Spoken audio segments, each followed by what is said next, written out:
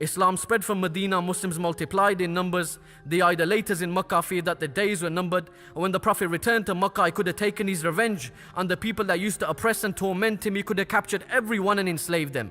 He was in a position of power, surrounded by thousands of brave men, but what he did next left the people in amazement. Rahmatullah Alameen, he turned around and forgave them. No doors may be broken down, nothing plundered, nothing seized, no one abused. All behind closed doors are safe.